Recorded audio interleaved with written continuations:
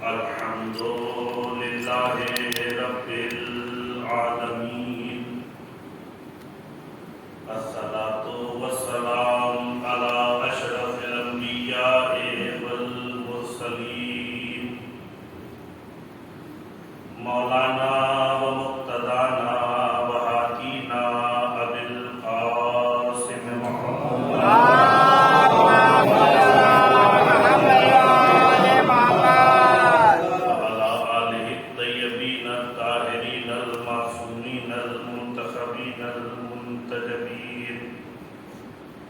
ولعنة الله على أعدائهم أجمعين من الآن إلى قيام يوم الدين أما بعد فقد قال الله تبارك وتعالى في القرآن الكريم بسم الله الرحمن الرحيم وجعلنا منهم أئمة يهدون بأمرنا لما صبروا وكانوا بآياتنا يوقنون. سبق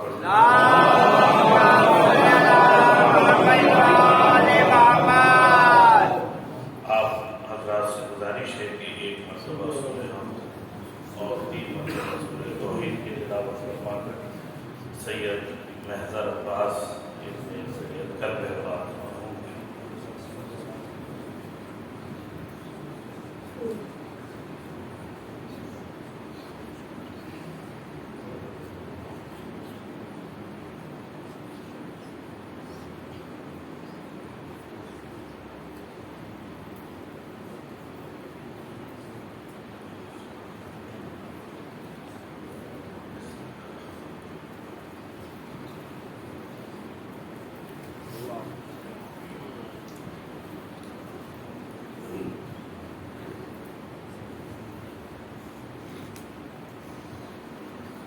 سب آپ پڑھنے والے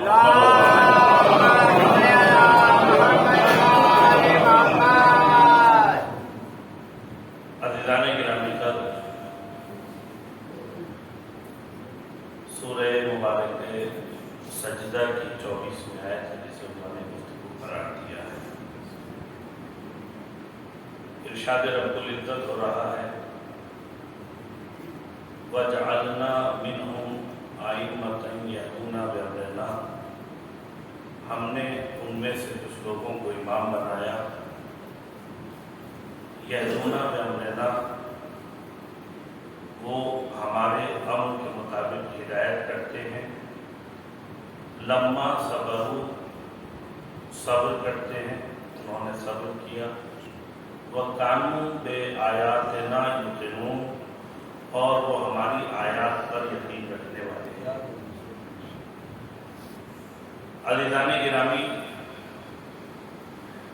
اللہ نے انسان کو اس کائنات وجود میں ایک اہم موجود کی شکل دے کر خلق کیا، اور انسان کے لیے اہتمام یہ رکھا کہ اس کائنات میں ہزارہ نعمتیں انسان کے لیے خلق کی، اور نہ جانے کتنی بے شمار نعمتیں ایسی تھیں کہ جو خود انسان کے اندر خلق. یہ اپنی نگاہوں کو اٹھائے اور اس کائنات میں نگاہ ڈالے تو مغرب سے لے کے مشرق تک، شمال سے لے کے جنوب تک، زمین سے لے کے آسمان تک، جہاں تک اس کی نگاہیں چلی جائیں گی اسے اللہ کی نعمتوں کے جلوے نظر آتے چلے جائیں گے.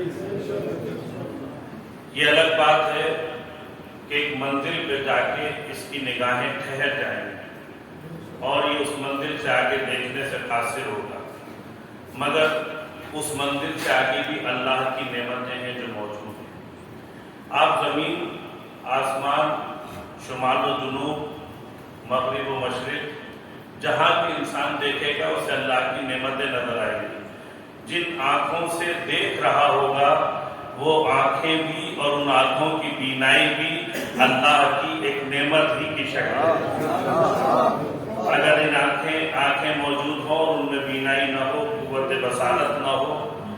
دعا کی انسان ہمیشہ یہی سوچتا رہتا ہے پروردگار تو نے اگر مجھے میری آنکھوں میں روشنی عطا کر دی ہوتی تو میں بھی اس کائنات کے جگہوں کو دیکھ سکتا کہ تو نے کتنی حسین کائنات بنائی ہے۔ اس نعمت کا اندازہ اسے ہوتا ہے کہ جس کے پاس آنکھیں ہو مگر قوت بصارت نہ ہو، دیکھنے کی طاقت اور قوت نہ ہو۔ جب نعمت وجود میں ہو اور انسان کے پاس اس کا ظہور نہ ہو، وہ سمجھ نہ سکتا ہو کہ یہ نعمت تو ہے لیکن میں اسے دیکھ نہیں سکتا ہوں، ہاتھ میرے پاس ہیں ان میں جنبش اور حرکت کرنے کی طاقت اور قوت نہیں ہے، زبان میرے پاس ہے مگر اس میں قوت گویائی نہیں ہے، کان ہیں مگر ان میں سننے کی طاقت نہیں ہے۔ تو جس کے پاس اللہ ظاہر کی نعمتیں موجود ہوں دیکھنے کی شکل میں، ہاتھوں کی شکل میں، کانوں کی شکل میں، زبان کی شکل میں، مگر ان میں کوئی ایسی حرکت نہیں ہو کہ جس سے وہ اسے استعمال کر سکتا ہو، تو پتہ چلتا ہے کہ پروردگار کی نعمت کی عظمت کیا ہے۔ بس نعمت کی عظمت نعمت کے سلب ہو جانے کے بعد پتہ چلا جائے۔ ہمارے پاس یہ ہاتھ ہیں، ان ہاتھوں کو اللہ نے تشکیل دیا ہے گوشت سے، خون سے، کھال سے، ہڈی سے۔ اس نعمت کا اندازہ اس وقت ہوتا ہے جب ہاتھ میں کسی وجہ سے کوئی ایکسیڈنٹ ہو جائے یا انسان کہیں جا رہا ہو گر جائے اور ایک فریکچر آ جائے، تو وہ فریکچر جب یہ ٹھنڈی ہوائیں چلتی ہیں انسان کو بار بار یاد دلاتا ہے کہ جس ہاتھ میں تمہارے درد نہیں ہے یہ وہاں سے سالم آیا ہوا ہاتھ ہے، اور جو ذرا سی ٹھنڈی ہوا چلنے کے بعد درد کرنے لگتا ہے، جبکہ ڈاکٹر نے اس ہاتھ کو جوڑ دیا ہے، فریکچر ختم ہو چکا ہے، مگر یہ درد یاد دلاتا ہے کہ اللہ کی اس نعمت کو یاد کرو جو دوسرے ہاتھ کی شکل میں تمہارے پاس ہے۔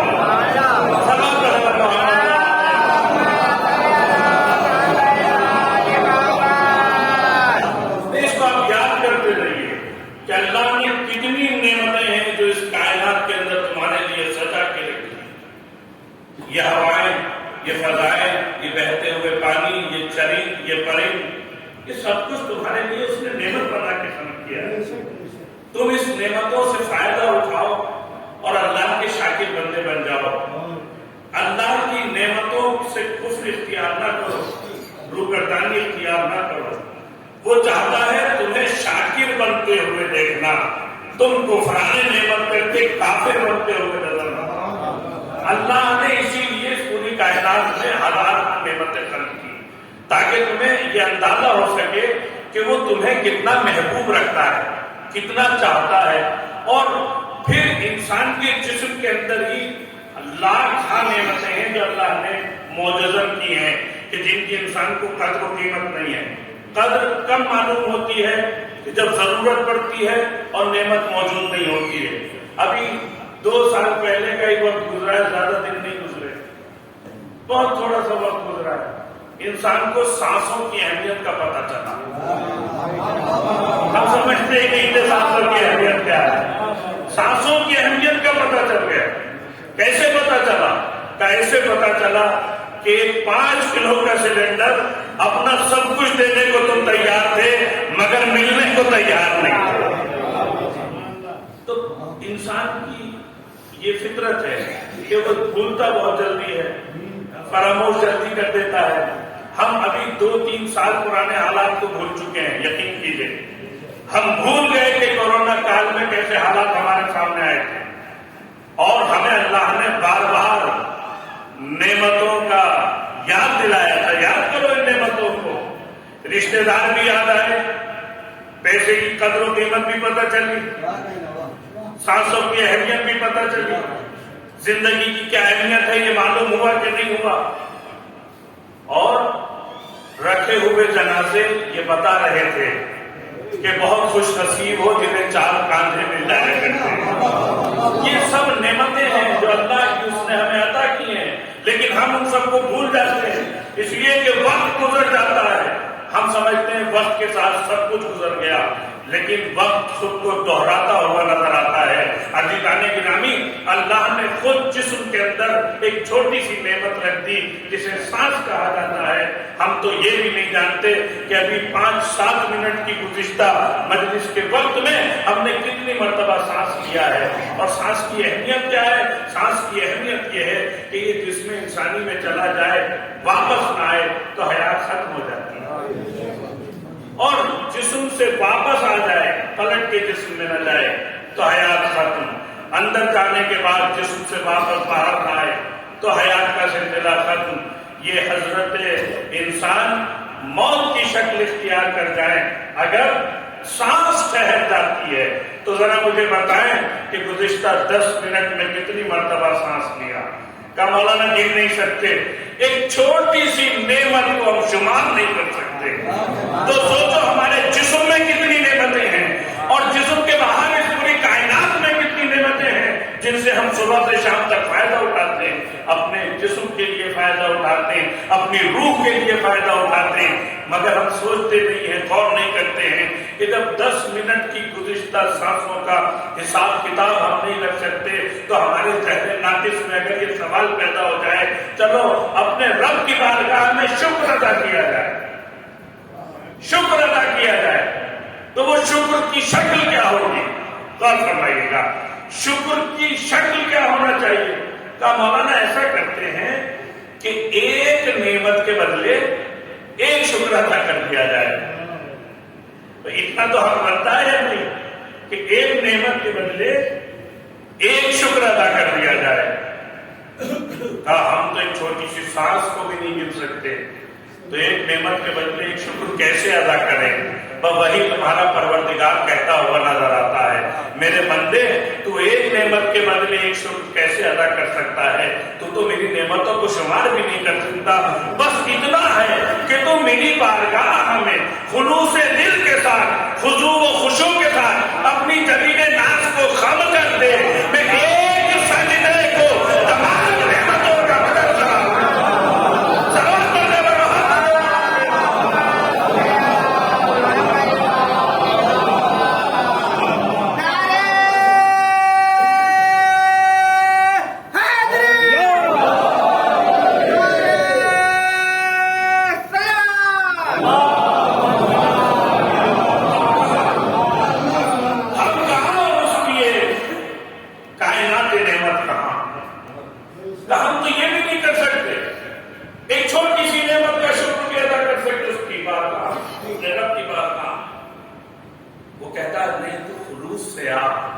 تو سر جھکاتا چلا جائے گا، میں تیرے سر کو بلند کرتا چلا جاؤں گا، دیکھنے والوں کو لگے گا کہ یہ پستی کی حالت میں ہے، کیونکہ ہمارے سماج میں سر کے جھکا دینے کا مطلب ہے کہ انسان جھک گیا ہے، پستی کی حالت میں ہے، لیکن اس کی نگاہوں میں یہ جھکنے کا معاملہ نہیں ہے، پستی کا معاملہ نہیں ہے۔ جب ظاہری نگاہوں سے دیکھیں گے تو ایسا لگے گا کہ انسان گرا ہوا ہے، جھکا ہوا ہے، تنزلی کے عالم میں، لیکن جب مانوی نگاہوں سے دیکھیں تو پتہ یہ چلتا ہے کہ یہ تو معراج کی منزل ہے۔ جتنا جھکتے چلے جاؤ گے وہ اتنا اٹھاتا چلا جائے گا۔ یہی تو وجہ ہے کہ جو سر اس کی بارگاہ میں جھکے تھے وہ سر تن سے جدا ہو گئے، مگر اللہ نے احترام یہ رکھا کہ مقتول کا سر بلند تھا، قاتل کا سر نیچے رہ گیا۔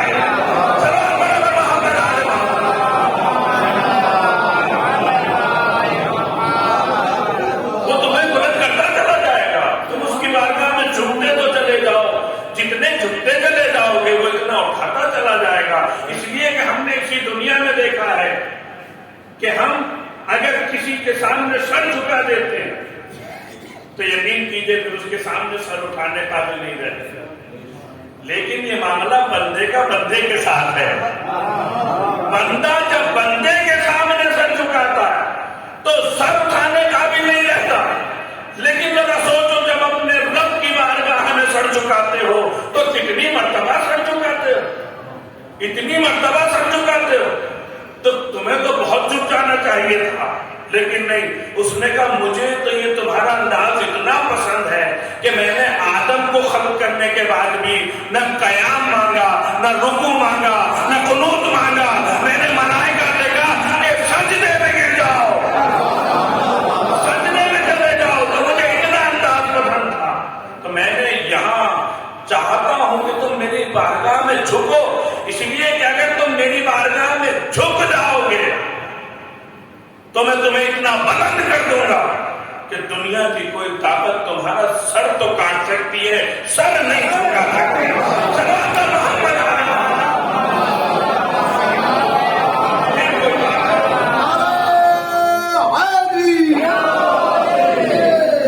پھر کوئی طاقت تمہارا سر کاٹ سکتی ہے، جھکا نہیں سکتی.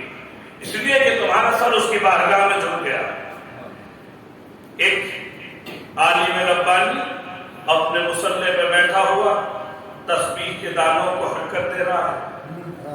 امریکہ کا رپورٹر آیا، آنے کے بعد پوچھا اس نے آیت اللہ امام خمینی سے کہ آپ رشیا کی طرف جائیں گے یا غرب کی طرف جائیں گے، اس میں سے کون سی سپر پاور کی طرف جائیں گے؟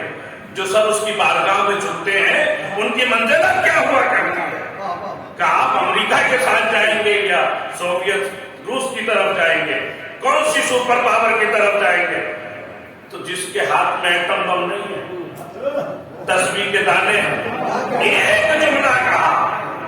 جب اس زبان سے ہم نے اللہ اکبر کہہ دیا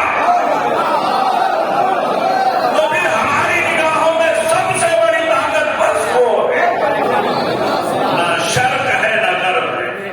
تو جو سر اس کی بارگاہ میں جھکتے ہیں وہ انہیں اتنا بلند کر دیتا ہے کہ دنیا کی ساری طاقتیں مل کر بھی اگر انہیں جھکانا چاہتی ہیں تو انہیں جھکا نہیں پاتی ہیں.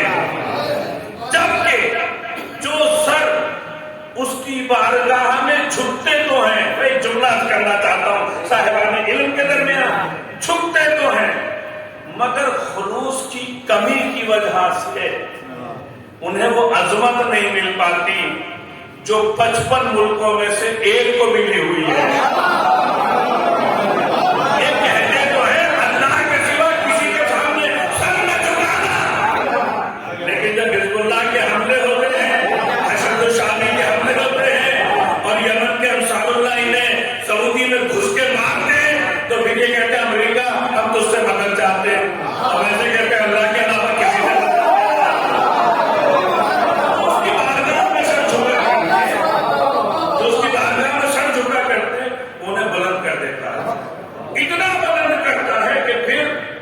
دنیا کی طاقتیں سازشیں تو کر سکتی ہیں لیکن کامیاب نہیں ہو سکتی. اسی لیے کہ اب ان سروں کی ضمانت بندوں کے ہاتھ میں نہیں ہے، اب ان سروں کی ضمانت اللہ کے ہاتھ میں ہے. اور یہ معاملہ ہو جاتا ہے اپنے رب کے ساتھ کہ تو نے میری بارگاہ میں سر چکایا ہے تب تیرے سر کی بلندی کی ضمانت میری ہے. پھر نیزے پہ سر ہوتا ہے مگر قاتل کا سر نیچے ہی رہے گا، مقتول کا سر اللہ بلند کر دیتا ہے. یہ وجہ ہے کہ اس کی بارگاہ میں جو سر جھکایا کرتے ہیں انہیں بلند کر دیتا ہے. یہ نعمتیں اللہ نے ہمیں بخشی ہیں. یہ سر اس نے صرف اپنی بارگاہ میں جھکانے کے لیے دیا. یہ زبان فقط اپنی مدح کے لیے دی، اپنی حمد کے لیے دی اور اہل بیت کی مدح کے لیے دی. اس زبان کا کوئی دوسرا کام نہیں ہے. یہ غیبت کرنا ہمارا کفر نعمت ہے، شکر نعمت نہیں ہے. کان اللہ کا ذکر سننے کے لیے ہے، اہل بیت کا تذکرہ سننے کے لیے. اگر ہم لوگوں کی برائیاں سنتے ہیں بڑے مزے لے لے کر تو یہ کفران نعمت ہے، شکر نعمت نہیں ہے. یہ ہاتھ جن میں جنبش ہے، حرکت ہے. یہ ہاتھ اگر کسی مظلوم کی حمایت میں نہ اٹھ سکیں اور ظالم مظلوم کی مخالفت، مظلوم کی حمایت میں نہ اٹھ سکیں اور ظالم کی مخالفت میں نہ اٹھ سکیں تو پھر سمجھ لیجیے کفران نعمت ہے، شکر نعمت نہیں ہے. اسی طریقے سے اللہ نے تمہیں پورا جسم نعمت بنا کے دیا ہے، تم جتنی نعمتوں کا شکر کرتے چلے جاؤ اتنا کم ہے۔ ہماری زندگی بڑی چھوٹی ہے، اس کی نعمتوں کا دائرہ بہت بڑا ہے، اس لیے کہ ہمارا ہر عمل محدود ہے اور وہ ذات لامحدود ہے۔ چلو کر محمد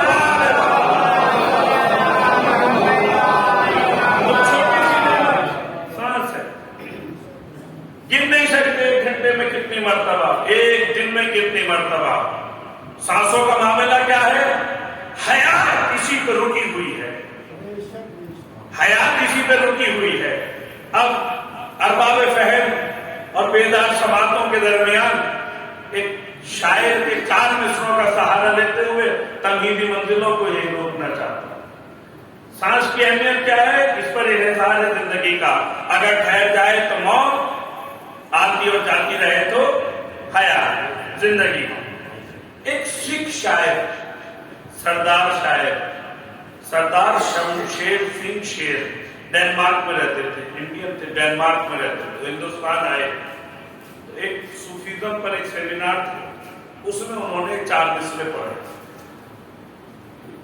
یہاں سے پتہ چلتا ہے کہ دنیا کی نگاہوں میں سانسوں کی اہمیت کیا ہے اور علی کے چاہنے والوں کی نگاہوں میں سانسوں کی اہمیت کیا ہے۔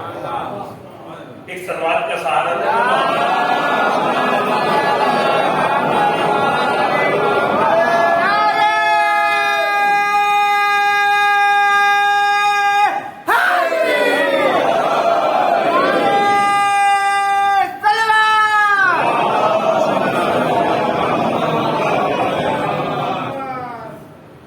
دنیا کی نگاہوں میں موت اور حیات کے انحصار کو سانس کہا جاتا ہے۔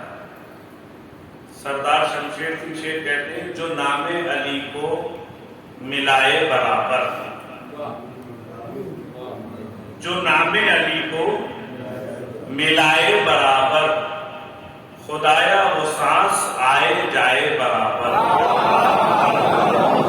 جو نام علی کو ملائے برابر، خدایا وہ سانس آئے جائے برابر، اور نہ ہو اس میں نام علی کی جو خوشبو تو پھر سانس آئے نہ آئے برابر۔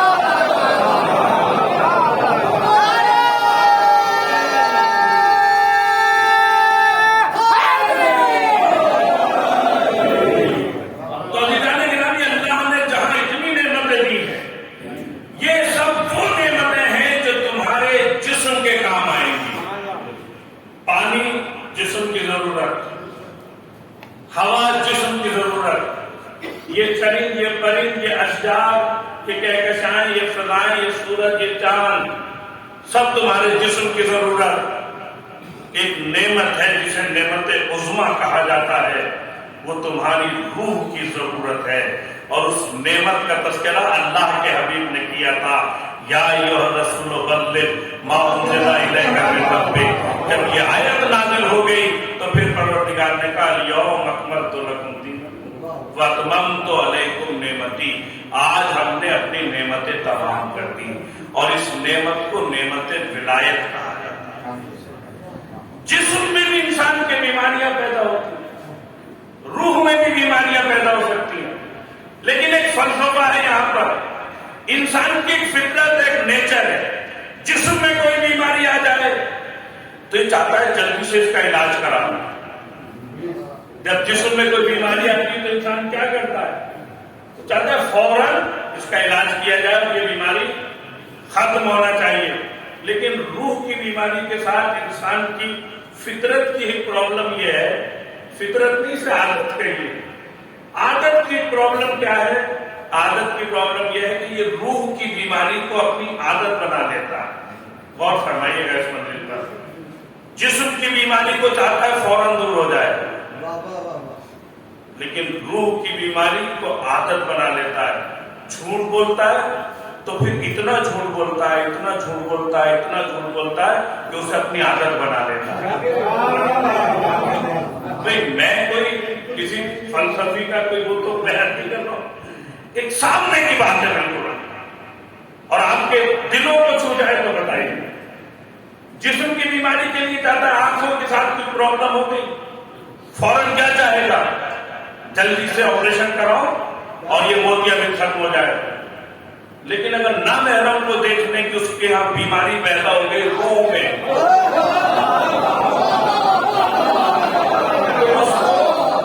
عادت بنا لے گا. انسان اپنی روح کی بیماری کی جلدی سے اصلاح نہیں کرنا چاہتا. روح غیبت کرنا ہے تو غیبت کرتا چلا جائے گا، کسی کی برائی کرنے کا موقع مل جائے پھر اسے مزے لے لے کے کرتا ہے اور اس کام کا عادی بنتا چلا جاتا ہے. ہمارے اور آپ کے سماج کی بات ہے، ہمارے اور آپ کے معاشرے میں ایسا ہوتا ہے. اور ہم لوگ صبح سے شام تک دیکھتے ہیں کسی کا حق مار لیا، بس اب عادت بن گئی. چاہے اب آپ کا لقب کچھ بھی ہو جائے، اب ایک کو اگر ٹوپی پہنا دی ہے تو پھر اسے عادت بنا لے گا، انہیں بھی پہنا دوں، انہیں بھی پہنا دوں، انہیں بھی پہنا دوں. یہ روح کی بیماری ہے. کسی پہ ظلم کرنے کی عادت ہو گئی، ایک دو کو محلے والوں کو پیٹ دیا، اب اور کا اگلے محلے پر، پھر پورے تلکنے پر، پھر جلالی تک، پھر علی گڑھ تک، اب ہم جو ہے ضلع وائز. تو یہ روح کی بیماری ہے، یہ جسم کی بیماری نہیں ہے. اوقاف کھانے کی عادت پڑ جائے، ایک بار پڑ گئی روح کی بیماری ہے. بس ایک وقت کھائے گا، دوسرا بھی کھائے گا، تیسرا، چوتھا، پھر اس کا بس نہیں چلتا، وہ پورا یوپی ورک کھائے گا. روح کی بیماری. انسان چاہتا ہی نہیں کہ وہ اپنے جسم کی بیماری کی تو چاہتا ہے اصلاح کر لے، روح کی بیماری کی اصلاح ہی نہیں کرنا چاہتا. روح کی بیماری کیسے دور ہوگی؟ روح کی بیماری کا بس ایک علاج ہے، عقیدہ ولایت علی بن ابی طالب، عقیدہ امامت ائمہ اہل بیت علیہم السلام. اگر تمہارے اندر ہے، جیسے ہی وقت کھانے کے لیے بڑھو گے فوراً ولایت علی روکنے کی تمہارا کام نہیں ہے، ورنہ تو پھر بعد پھر کھانے والوں کو ادھر تم ظلم کرنے آگے بڑھو گے، فوراً محبت علی روکے گی. محبت کا کام ہے اچھائی کی طرف لے جانا اور برائی سے، یہ تو محبت ہے. یا تو کہیے کہ زبانی دعویٰ ہے کہ علی کے محب، زبانی دعویٰ، یا پھر کہیے کہ نہیں ہم تو سچے محب ہیں. اگر سچے محب ہو تو یہ نہیں ہو سکتا کہ علی کے محب بھی ہو ظالم بھی ہو، علی کے محب بھی ہو غیبت بھی کر رہے ہو، علی کے محب بھی ہو دوسروں پر ظلم بھی کر رہے ہو، علی کے محب بھی ہو اور نماز بھی چھوڑ رہے ہو، روزہ بھی چھوڑ رہے ہو. یہ نہیں ہو سکتا. علی کی محبت جہاں ہوگی وہاں برائی نہیں ہوگی، اور جس کے یہاں برائی پائی جاتی ہوگی وہ علی کی محبت نہیں ہوگی. زبانی دعویٰ ہے.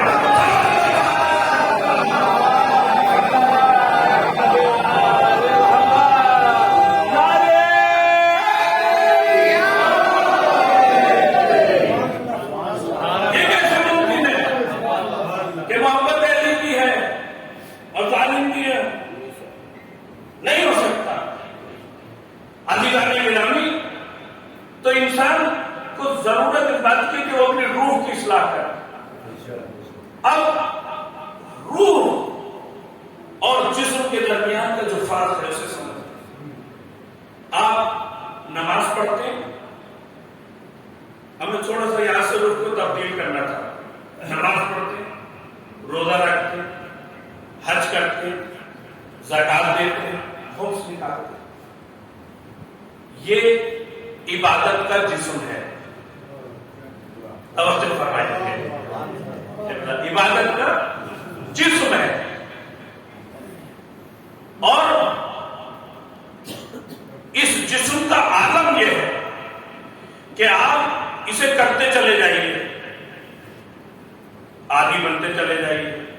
جتنا آپ عادی بنتے چلے جائیں گے اتنے بڑے نمازی بنتے چلے جائیں گے. لیکن اس کو اب ضرورت ہے روح کی. تو روح نماز معصوم نے فرمایا، ایک معصوم نے نہیں، امام محمد باقر علیہ السلام، امام جعفر صادق علیہ السلام، امام رضا علیہ السلام.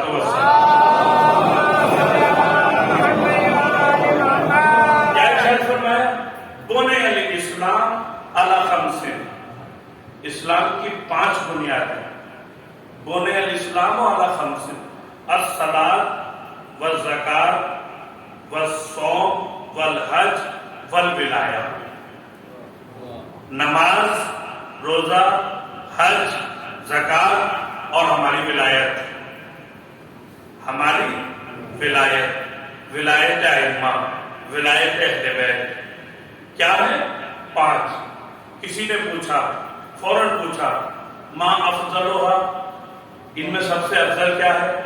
تو معصوم نے فرمایا ہے الولایہ، یہ سب سے افضل ان میں ہماری ولایت ہے. اور فرمائیے گا ہماری ولایت ہے. کیوں؟ اب معصوم نے ارشاد فرمایا کیونکہ یہ مفتاح ہننا، ان 5 کی چابی ہے، ان کی چابی ہے. نماز کی، روزے کی، حج کی، زکوٰۃ کی. ہے مفتاح ہننا، یہ ان سب کی چابی ہے. ولایت یہ روح ہے اور یہ جسم ہے. اگر روح نہ ہو یعنی اعتقاد اور عقیدہ ولایت نہ ہو، پڑھتے رہیے نمازیں، رکھتے رہیے روزے، کرتے رہیے حج، کوئی فائدہ نہیں ہوگا. نماز ورزش بن جائے گی، حج آپ کا اسٹیٹس بن جائے گا حاجی صاحب، تو کوئی فائدہ نہیں ہوگا. کسی نے معلوم کیا معصوم سے کہ یہ بتائیے ہم اپنے تمام معاملات کو کیسے حل کریں؟ تو معصوم نے کہا ہماری ولایت کے ذریعے، ہماری ولایت کے ذریعے. پوچھنے والے نے ایک موقع پر پوچھا مولا بتائیے کہ یہ نماز افضل ہے یا ولایت، روزہ افضل ہے یا ولایت؟ تو معصوم نے ارشاد فرمایا، ایک جملہ سن لیجیے گا، ارشاد فرمایا تم ہماری ولایت کو اس سے تقابل کرتے ہو، تقابل کرتے ہو، مقابلہ کرتے ہو. کوئی مقابلہ ہی نہیں ہے. اس لیے کہ نماز 15 سال کے بعد واجب ہوتی ہے، زکوٰۃ امیر پر واجب ہوتی ہے، حج مستقیم پر واجب ہوتا ہے، روزہ بیمار پر واجب نہیں ہے. بس یہ ہماری ولایت ہے جو بچے پہ بھی واجب ہے، امیر پہ بھی واجب ہے، غریب پہ بھی واجب ہے.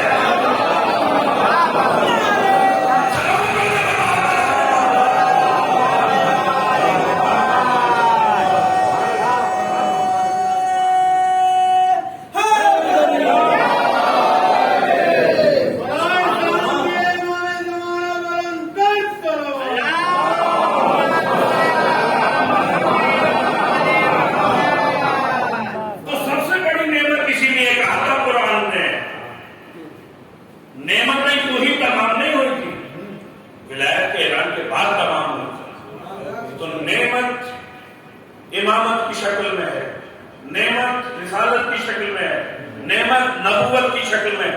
لیکن اللہ نے جو مرتبہ منصب امامت کو عطا کیا ہے وہ مرتبہ نہ منصب نبوت کو ملا نہ منصب رسالت کو ملا. آپ کہیں گے مولانا اتنی بڑی بات تو کہہ دی آپ نے ممبر سے، تو پھر قرآن کریم سے ایک آیت سن لیجیے تاکہ بات ہو جائے. بسم اللہ الرحمن الرحیم. وَإِذِ ابْتَلَىٰ إِبْرَاهِيمَ رَبُّهُ بِكَلِمَاتٍ فَأَتَمَّهُنَّ قَالَ إِنِّي جَاعِلُكَ لِلنَّاسِ إِمَامًا قَالَ وَمِن ذُرِّيَّتِي قَالَ لَا يَنَالُ عَهْدِ الظَّالِمِينَ. یاد کرو اس وقت کو جب ہم نے ابراہیم کا امتحان لیا اور وہ امتحان ختم ہو گیا تو ہم نے ابراہیم کو کہا قَالَ إِنِّي جَاعِلُكَ لِلنَّاسِ إِمَامًا. ہم نے کہا ابراہیم ہم نے تمہیں لوگوں کا امام بنا دیا. جیسے ہی ہم نے جناب ابراہیم کو، اللہ نے جناب ابراہیم کو امام بنایا، فوراً جناب ابراہیم نے کہا قَالَ وَمِن ذُرِّيَّتِي، میری ذریت کے بارے میں کہہ رہا ہے. تو پروردگار نے کہا کہ ایسے تو نہیں ملے گی. اگر کہہ دیتا ملے گی تو پھر سب کو ملتی. اور آپ کو بتایا کہ نسل ابراہیم میں جو آگے سلسلہ آیا ہے، جناب یوسف کا بھی سلسلہ یہیں سے ہے نا. تو یوسف تو مظلوم تھے، بھائی ظالم تھے، تو پھر تو سبھی کو، ساری اولاد کو ملنی تھی. اللہ نے کہا نہیں، لا ینال عہد الظالمین، ہمارا منصب ظالم کو نہیں ملے گا. जनाब इब्राहिम से नहीं कहा कि मैं तुम्हारी ज़ुर्रियत में दूंगा या नहीं दूंगा, क्या कहा, ला यनालु अहदी ज़ालिमीन, मेरा ओहदा, मेरा मंसब जालिम को नहीं मिला करता। अब इसी आयत का पहले लफ्ज से आखिरी लफ्ज तक थोड़ी सी गुफ्तगू 5-7 मिनट की रफ्ते मसा है। पहला लफ्ज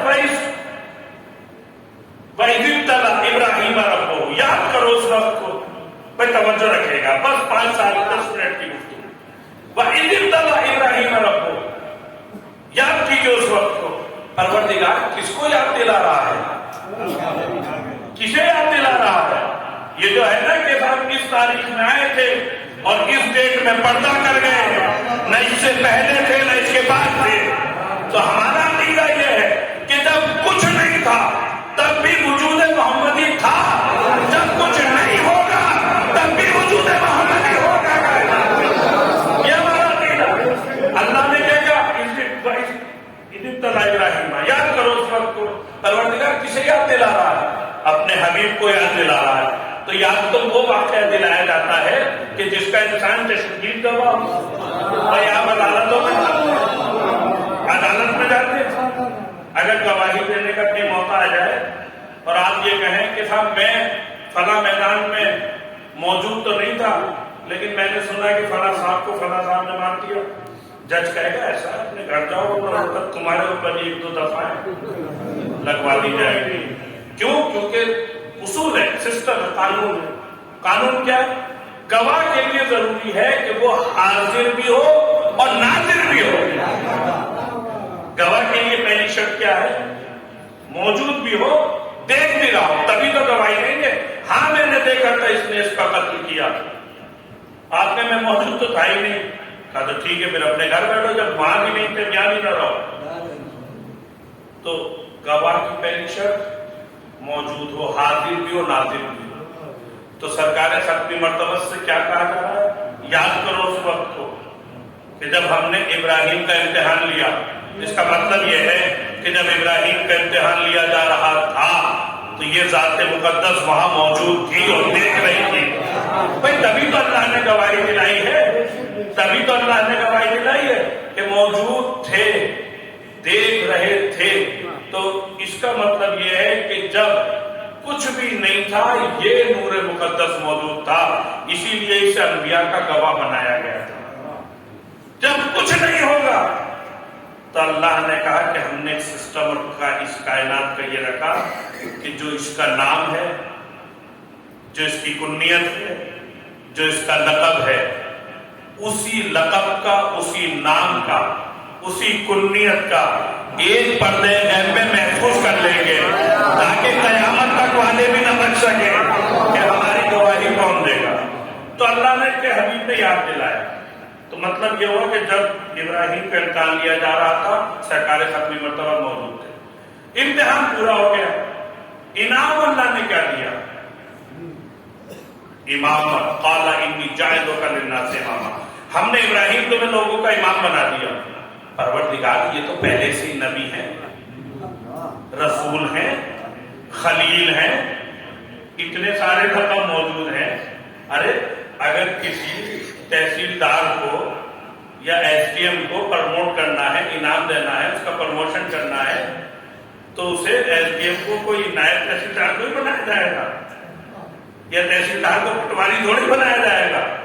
उसे एसडीएम को एडीएम या डीएम बनाया जाएगा, ओहदा बढ़ाया जाएगा। कभी भी इनाम के बाद ओहदा घटाया नहीं जाता। अब मौसम का असर आप पे होने लगा है तो मैं गुफ्तगू को जल्दी जल्दी खत्म कर दूं। ओहदा घटाया नहीं जाता, इनाम दिया जाता है तो ओहदा बढ़ाया जाता है। तो इसका मतलब यह है कि जो पहले से ही नबी हो, जिसके पास पहले से ही रिसालत हो, उसे इमामत देना ये बता रहा है कि अल्लाह दर्जे को बढ़ा रहा है, घटा नहीं रहा। इब्राहिम के दर्जे को बढ़ाया जा रहा है। अब जनाब इब्राहिम पर जल्दी जल्दी खत्म कर रहा हूं। जनाब इब्राहिम ने फौरन कहा जैसे इमामत मिली, काला व मिन ज़ुर्रियती, परवरदिगार मेरी औलाद में भी अता कर दे। यहाँ कुरान की लफ्ज है मिन ज़ुर्रियती, मेरी ज़ुर्रियत में भी अता कर दे, मेरी औलाद में भी अता कर दे। जनाब इब्राहिम ने नहीं कहा काला व मिन उम्मती, परवरदिगार मेरी उम्मत के बारे में कह रहा था। क्या कहा? काला व मिन ज़ुर्रियती, मेरी ज़ुर्रियत के बारे में कह रहा था। तो इसका मतलब यह है कि जब भी मनसब इमामत मिलेगा नबी के बाद, वो ज़ुर्रियत में मिलेगा, उम्मत में से इमाम नहीं बनाया जाएगा। तो जनाब इब्राहिम की तमन्ना, ख्वाहिश ये बता रही थी कि कोई बहुत बड़ा मनसब मिला है।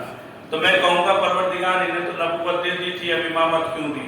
और इन्होंने भी जब नबूवत पहले से मौजूद, रिसालत पहले से मौजूद, न नबूवत औलाद के लिए मांगी, एक जुमला करना चाहता हूं, न नबूवत औलाद के लिए मांगी, न रिसालत औलाद के लिए मांगी, मगर जैसे ही मनसब इमामत मिला फौरन कहा कि औलाद नहीं अदा कर दे। मैं कहूंगा जनाब इब्राहिम की औलाद के लिए मनसब इमामत क्यों मांग रहे हैं? तो शायद आवाज आए, तुझे पता नहीं है एक दिन आएगा जब नबूवत खत्म हो जाएगी, रिसालत खत्म हो जाएगी, मगर इमामत का मतलब वो है जो कयामत तक बाकी रहेगा। सबको बर्बाद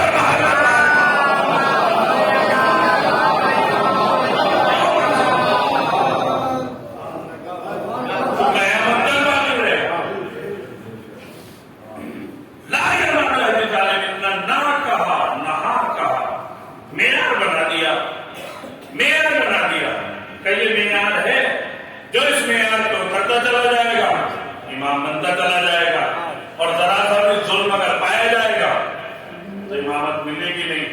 बस आयत ने फिर बढ़ के बताया, अल्लाह ने कहा ला यनालु अहदिल ज़ालिमीन, हमारा मनसब जालिम को नहीं मिला करता। कुरान ने बताया कि जनाबे यूसुफ के वाक़े में तो हमने बात बिल्कुल वाज़ेह कर दी थी कि कुरान की आयत का माना और मफ़हूम अगर देखना है तो वाकई जनाब यूसुफ में देख लेना, तुम्हें दलील मिल जाएगी। इसलिए कि जनाब यूसुफ के 11 भाई थे। भाइयों ने क्या किया? हसद और रश्क की बिना पर जनाब यूसुफ को लेकर एक कुएं में डाल दिया। तारीख कुआं था, मारा पीटा नहीं, और उस कुएं में ले जाके डाल दिया। फिर सोचा कि चलो निकाल दिया जाए।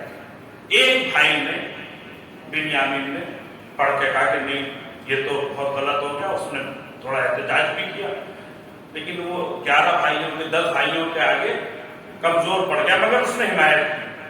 तवज्जो रखिएगा, मगर उसने हिमायत की। बस नहीं चल सका, कोई बात नहीं। इसका मतलब यह है कि अगर कोई जालिम सर उठाए, भले ही तुम्हारा बस न चले, मगर उसकी मुखालिफत करके अपनी जिम्मेदारी अदा कर देना चाहिए। खामोश बैठोगे तो जालिम के जुमरे में आ जाओगे। एक भाई बोला था बस ये, बाकी 10 के 10 जालिम थे। यूसुफ मजलूम थे। तालीम उठाना, नबूवत का जो सिलसिला चला है वो इसी भाई की नस्ल में से चला, जो आगे इसका सिलसिला कायम है। तो जालिम 11 भाई, एक उनमें हामी, 10 जुल्म करने वाले, लेकिन इसका बस जितना चल सका इसने किया। मजलूम जनाब यूसुफ, इन्होंने क्या किया कि काफिला वहां से गुजर रहा था, जनाब यूसुफ को उस काफिले वालों को फरोख्त कर दिया। उन्होंने खरीदा, वो मिस्र ले गए। उन्होंने मिस्र में जाके उन्हें बेच दिया। अब ये अल्लाह का नबी 2 जगह फरोख्त हुआ, पहले कुएं में से निकलने के बाद और उसके बाद मिस्र में। जनाब यूसुफ के भाई ये यहीं पर रह गए जनाब याकूब के पास, और जनाब यूसुफ पहुंच गए मिस्र में। ये थे नबी के पास। यूसुफ पहुंच गए मिस्र में काफिरों के दरमियान। वहां कोई मुल्हिद नहीं, कोई मुवाहिद नहीं था, वहां कोई मुवाहिद नहीं था, कोई तौहीद को मानने वाला नहीं था। ये यूसुफ तन्हा काफिरों के दरमियान रहे। वहां भी हालात ऐसे पेश आ गए, दामन वक्त में गुंजाइश नहीं है कि इन्हें ले जाके जिंदान में डाल दिया गया। अब ये पहुंच गए जिंदान में। जब महल में थे तो जालिमों के दरमियान थे, काफिरों के दरमियान थे। अब जिंदान में पहुंच गए तो काफिरों के दरमियान पहुंच गए। जनाब यूसुफ अपने दीन पर कायम, नमाजें पढ़ रहे, रोजे रख रहे, इबादत खुदा अंजाम दे रहे, तौहीद परवरदिगार का ऐलान कर रहे। कहां? काफिरों के दरमियान। توجہ ہے؟ کافروں کے درمیان بھائی کہاں؟ نبی کے پاس، بھائی نبی کے پاس، نمازیں کہاں پڑھ رہے؟ نبی کے ساتھ، روزے کہاں رکھ رہے؟ نبی کے ساتھ، تمام اعمال کہاں پر انجام دے رہے؟ نبی کے ساتھ۔ نہیں اور بیداری آ جائے میں لفظ بدل دیتا ہوں۔ یوسف کہاں رہے؟ کافروں کے درمیان۔ بھائی کہاں رہے؟ صحبت نبی میں۔ بھائی کہاں رہے؟ صحبت نبی میں۔ تو پھر مجھے کہنے کا حق ہے کہ ظالم چاہے صحبت نبی میں رہے، منصب الہی کا حقدار نہیں بنا کرتا۔ محمد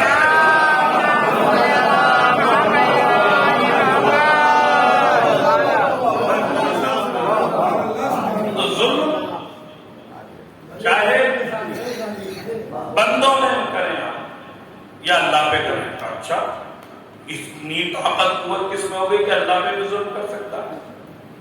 اللہ پہ بھلا کون ظلم کر سکتا ہے؟ تو عزیزان گرامی ایسے بھی ہیں، جناب لقمان کے واقعے میں پتہ چلا، یا بنیا لا تشرک باللہ ان الشرک لظلم عظیم، اے میرے بیٹے اللہ کا کسی کو شریک نہ بنانا۔ اب پوری اس 1 گھنٹے کی گفتگو کا نتیجہ ایک جملے میں سن لیجئے، مجلس کا ماحصل ہے اللہ کا کسی کو شریک نہ بنانا، اللہ کا کسی کو شریک نہ بنانا، یعنی شرک مت کرنا۔ یہ جناب لقمان اپنے بیٹے کو نصیحت وصیت کر رہے ہیں، یا بنیا لا تشرک باللہ ان الشرک لظلم عظیم، میرے بیٹے اللہ کا کسی کو شریک نہ بنانا، شرک مت کرنا۔ کیوں؟ اس لیے کہ شرک جو ہے وہ ظلم عظیم ہے، ظلم عظیم ہے۔ تو پتہ چلا اللہ پر ظلم کرنا ظلم عظیم، بندوں پر ظلم کرنا ظلم صغیر۔ اب ظالم کوئی سا بھی ہو،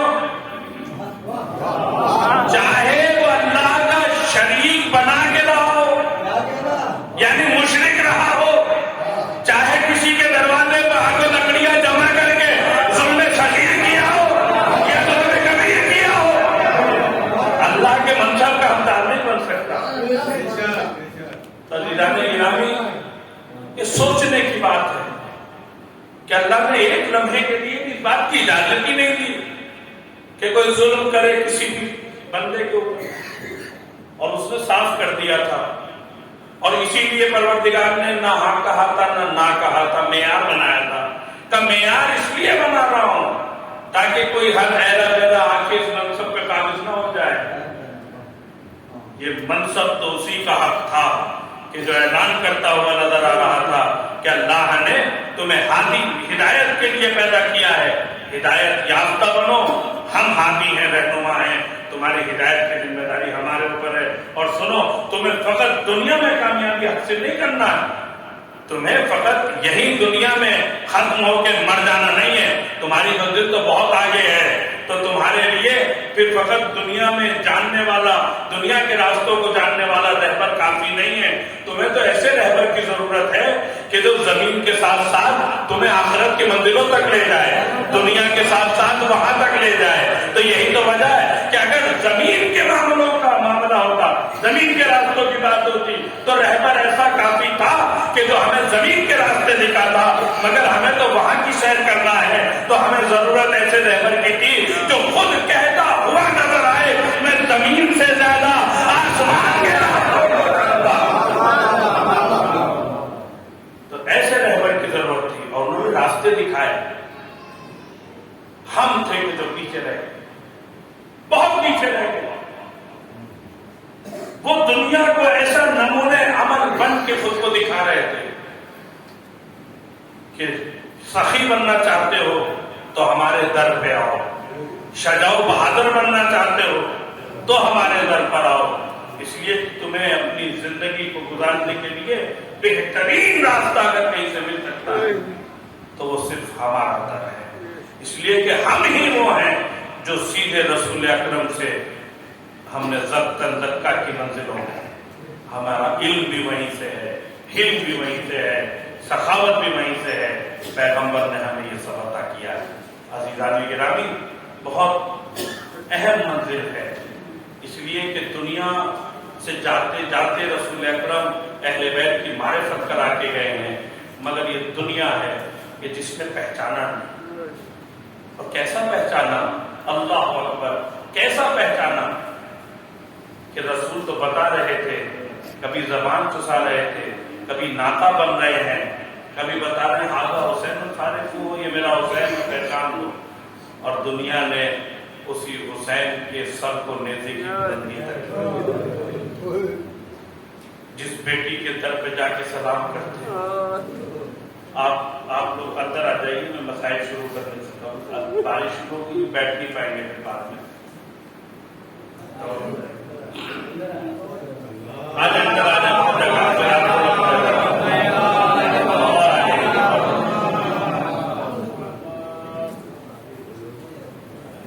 تھوڑا ایک مرتبہ سلوات پڑھتے رہو۔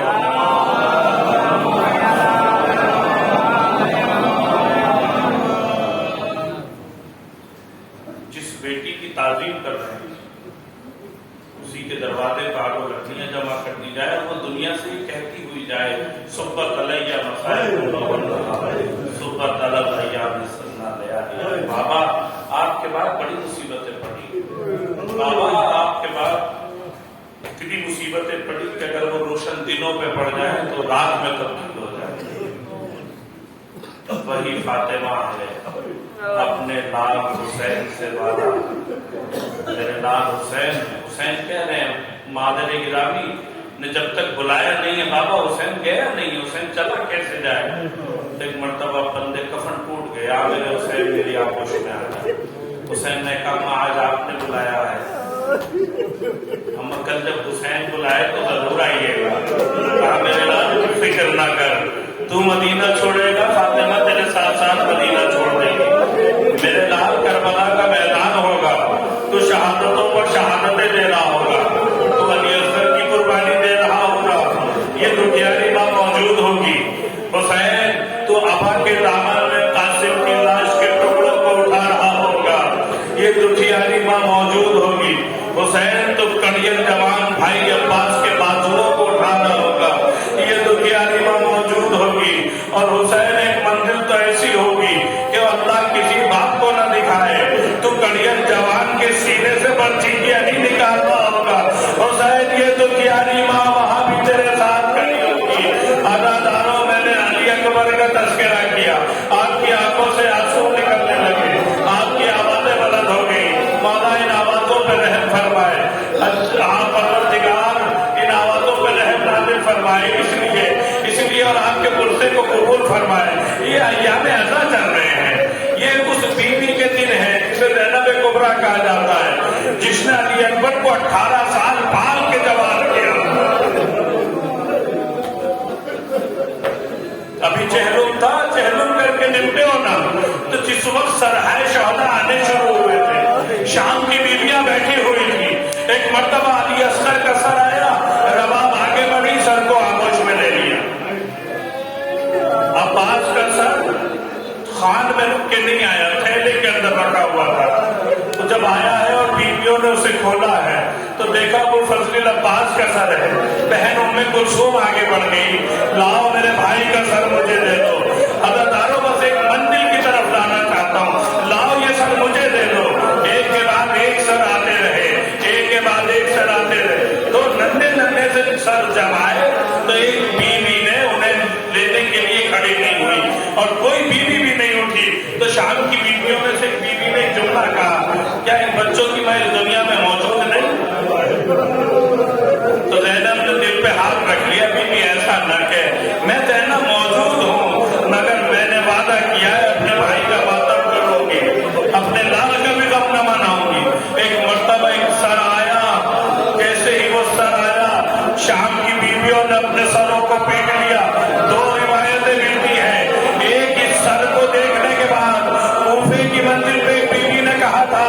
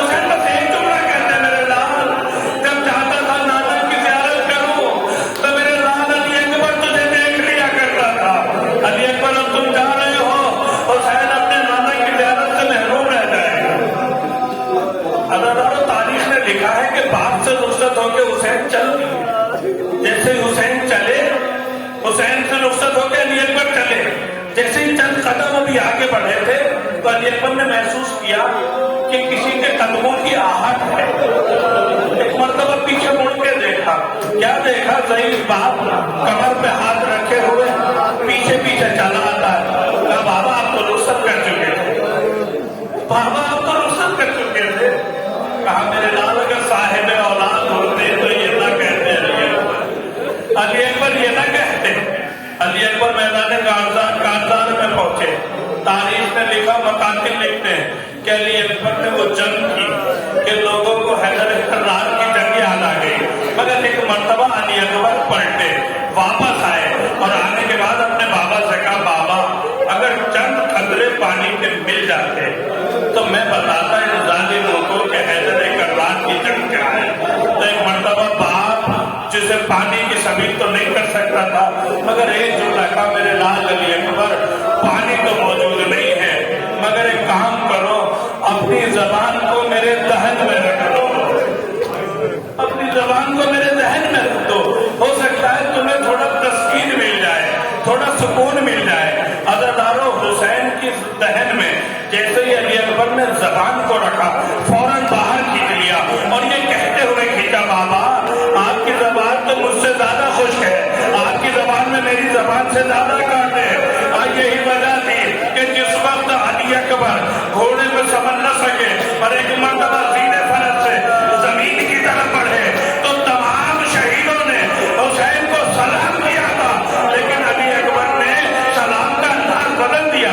अली अकबर ने कहा अस्सलामु अलैका या अबता कहते, इसके बजाय अली अकबर ने जवाब सलाम किया या अबता अलैका मिन्नी सलाम।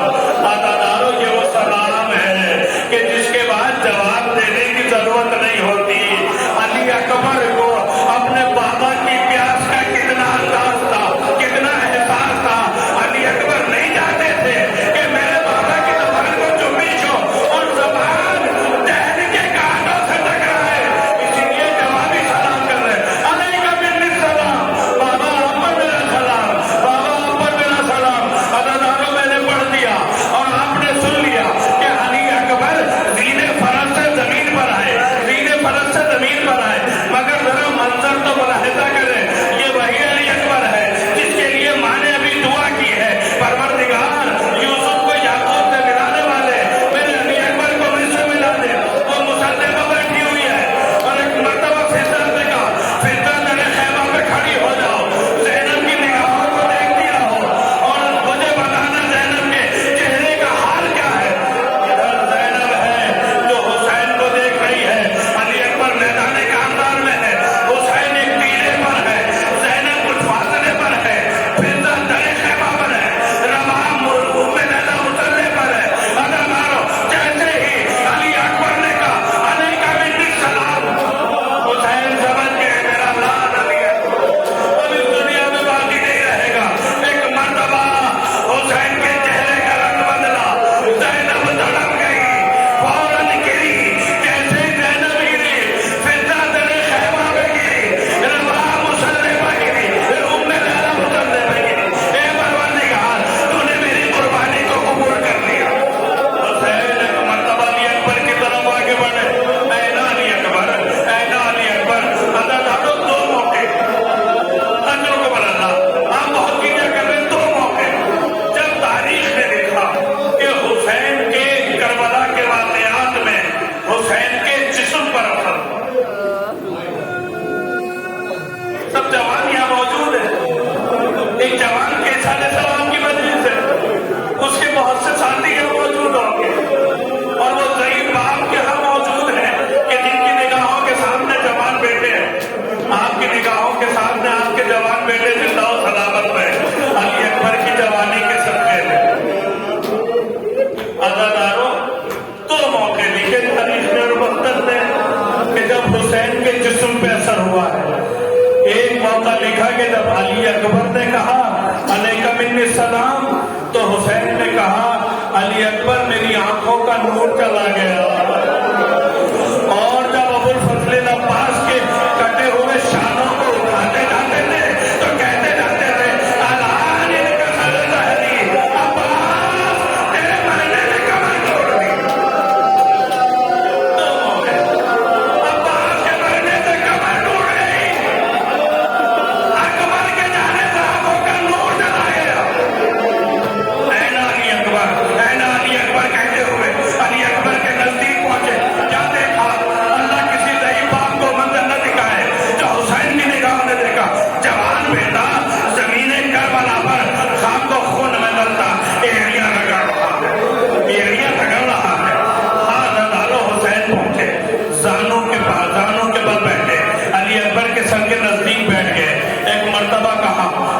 لال حسین چاہتا ہے تو میں لے کے خیمے میں چلے. تاریخ نے لکھا کہ حسین نے علی اکبر کو اٹھانا چاہا مگر قوت جسم جواب دے گئی. میں فطرت کا تقاضا بھی ہے کہ ضعیف باپ جوان کا لاشا کیسے اٹھاتا. ابھی تو علی اکبر زندہ ہے مگر حسین نے حالت دیکھی ہے. میں کہوں گا حسین ابھی تو لاش علی اکبر بھی اٹھانا ہے, ابھی تو لاش علی اکبر بھی اٹھانا ہے. تو مختار نے یہ انداز لکھا کہ حسین نے ایک مرتبہ علی اکبر سے کہا میرے لال علی اکبر مجھ سے تمہیں اٹھایا نہیں جاتا, ایک کام کرو اپنے دونوں بازوؤں کو میری گردن میں حمایت کر دو. سن سکے تو ذرا تصور کرے, ختم کر رہا ہوں مسائل کو. ہو سکے تو اپنے دونوں بازو میری گردن میں حمایت کر دو, کچھ مجھے سہارا مل جائے تاکہ میں تمہیں اٹھا سکوں میرے لال. تو علی اکبر نے اپنا ایک ہاتھ حسین کی گردن میں ڈالا. حسین نے کہا میرے لال دوسرا ہاتھ بھی میری گردن میں ڈالو. علی اکبر دوسرا ہاتھ سینے پہ رکھے ہوئے ہیں. کہا بابا نہیں دوسرا ہاتھ نہیں عطا کرتا. کہا میرے لال کیا وجہ ہے. کہا بابا آپ دیکھ نہ سکیں گے, بابا آپ دیکھ نہ سکیں گے. کہا علی اکبر میں فاتح خیبر کا لال ہوں میرے لال, میرے لال میں فاتح خیبر کا لال ہوں. وجہ کیا ہے, اب تو سینے سے ہاتھ ہٹا خون. حسین نے دیکھا سینے میں برچھی کی ہڈی ٹوٹ گئی ہے, بس اب بیٹے سے برداشت نہ ہوا. کہا بابا شدت تکلیف برداشت نہیں ہوتی, ہو سکے تو سینے سے برچھی کی ہڈی کو نکال دیجیے, ہو سکے تو سینے سے برچھی کی ہڈی کو نکال دیجیے.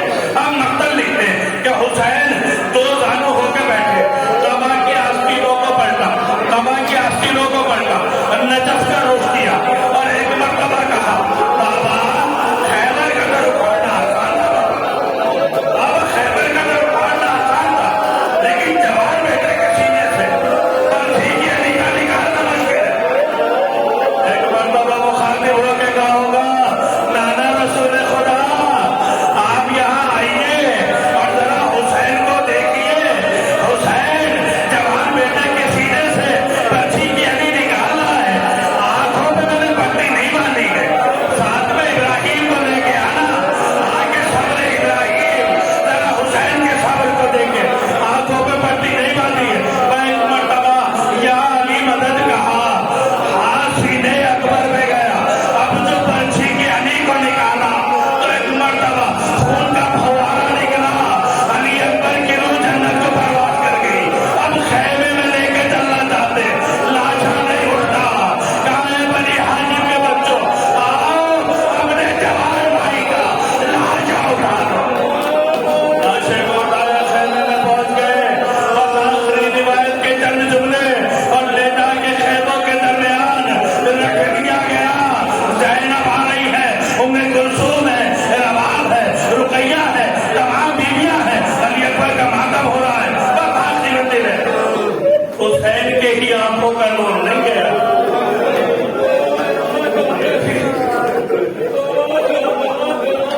حسین علی اکبر کے مرنے پر جو کیفیت حسین کی ہوئی وہی ماؤں میں لے کے